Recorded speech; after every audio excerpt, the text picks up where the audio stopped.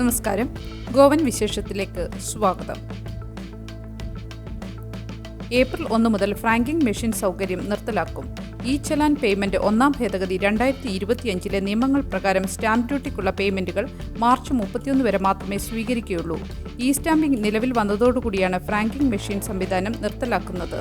9,999 രൂപയിൽ കൂടുതൽ stamp ഡ്യൂട്ടിയുള്ള രേഖകൾക്ക് E stamping നിർബന്ധമാണ്. പോണ്ടയിലെ ഷാപ്പൂരിലെ സഭ മസ്ജിദിന് പിന്നിലുള്ള 22 കുടിലുകൾ വ്യാഴാഴ്ച പോലീസിന്റെ സാന്നിധ്യത്തിൽ പൊളിച്ചുമാറ്റി. ബെന്തോറ സർപഞ്ച് ഇടപെട്ടതിനെ തുടർന്ന് താമസക്കാർക്ക് അവരുടെ സാധനങ്ങൾ മറ്റൊരിടത്തേക്ക് മാറ്റാൻ 15 ദിവസത്തെ സമയം നൽകി. സ്വകാര്യ സ്വത്തായ ഭൂമിയിൽ കുടിലുകൾ കെട്ടി താമസിക്കുന്നവരെ ഒഴിപ്പിക്കാൻ ഉടമയ്ക്ക് കോടതി ഉത്തരവുകൾ ലഭിച്ചിരുന്നു. കേന്ദ്രത്തിന്റെ നിർദ്ദേശങ്ങൾ ഗോവ സർക്കാർ തങ്ങളുടെ മേൽ അടിച്ചേൽപ്പിക്കുന്നുവെന്നാരോപിച്ച് തിങ്കളാഴ്ച പൊറുവോറുമിലെ വിദ്യാഭ്യാസ ഡയറക്ടറേറ്റിൽ പേരന്റ്സിന്റെ പ്രതിഷേധം ഉണ്ടായിരുന്നിട്ടും വിദ്യാഭ്യാസ വകുപ്പ് പ്രഖ്യാപിച്ച തീയതികൾ അനുസരിച്ച് ഏപ്രിൽ 1-ന് സ്കൂൾ തുറക്കുമെന്ന് മുഖ്യമന്ത്രി പ്രമോദ് സാവന്ത് പറഞ്ഞു. ഗോവ യൂണിവേഴ്സിറ്റി പേപ്പർ ചോർച്ച അന്വേഷണം സർക്കാർ ഏറ്റെടുത്തു. വിരമിച്ച ഹൈക്കോടതി ജസ്റ്റിസ് RMS ഖണ്ഡേപാർക്കറുടെ നേതൃത്വത്തിൽ 4-അംഗ സമിതിയാണ് കേസ് അന്വേഷിക്കുന്നത്.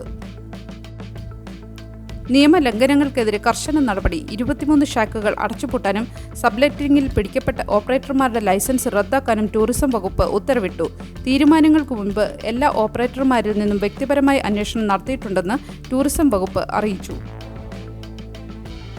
വൈദ്യുതി വകുപ്പിന്റെ സ്മാർട്ട് മീറ്റർ പദ്ധതിക്ക് മന്ത്രിസഭ അനുമതി നൽകി.